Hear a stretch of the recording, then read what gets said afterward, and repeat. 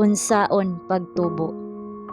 2 Pedro kapitulo 3 bersikulo 18. Apan managtubo kamo diha sa grasya ug sa pag-ila sa atong Ginoo ug manluluwas nga si Hesukristo. Pribilehiyo sa mga batan-on samtang sila nagtubo diha kang Hesus nga motubo diha sa espirituhanong grasya ug kahibalo. Mahimo kitang makaila og dugang bahin kang Hesus pinaagi sa usa ka interesadong pagsusi sa kasulatan ug unya pagsunod sa mga dalan sa kamatuoran ug sa pagkamataro nga gipadayag niini. Kadtong kanunay nga nagatubo diha sa grasya, magmalig-on diha sa pagtuo ug nagapadayon sa unahan. Kinahanglan nga adunay usa ka mainiton nga tinguha sa kasing-kasing sa matag batan-on nga nagtinguha nga mahimong disipulo ni Kristo aron makab-ot ang labing taas nga Kristohanong sumbanan nga mahimong usa ka magbubuhat uban ni Kristo. Kung iyang himuon nga iyang tumong ang mahimong apil ni anang gidaghanuna nga igapresentar nga walay sala atubangan sa trono sa Dios, siya magpadayon sa pag-uswag. Ang bugtong paagi sa pagpabilin nga makanunayon mao ang pag-uswag matag adlaw sa Dios nung kinabuhi. Ang hugot nga pagtuo motubo kun sa dihang gidala sa pag-atubang sa mga pagduha-duha ug mga babag, kini mobuntog kanila.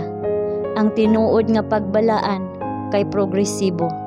Kung kamo motubo diha sa grasya ug sa kahibalo ni Hesukristo, kamo mo palambo sa matag pribilehiyo ug oportunidad sa pag-angkon og dugang nga kahibalo sa kinabuhi ug kinaiya ni Kristo. Ang hugot nga pagtuo kang Hesus motubo samtang ikaw mas makaila sa imong manunubos pinaagi sa pagpabilin sa iyang walay buli nga kinabuhi ug sa iyang walay kinutuban nga gugma. Dili nimo mahimo nga pakaulawan ng Dios samot na sa pag-angkon nga iyang disipulo samtang nagpahilayo ka gikan kaniya ug wala nagkaon og amumahi sa iyang balaang espiritu. Sa diha nga ikaw motubo diha sa grasya, ikaw ganahan nga motambong sa relihiyosong mga meeting ug ikaw malipayon nga mohatag og pagpamatuod sa gugma ni Kristo atubangan sa kongregasyon.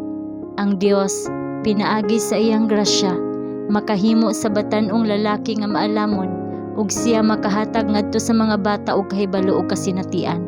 Mahimo silang motubo sa grasya kada adlaw. Hangtod nga magpadayon kita sa pagpunting sa atong mga mata sa magbubuhat ug maghihingpit sa atong pagtuo, kita mamaluwas.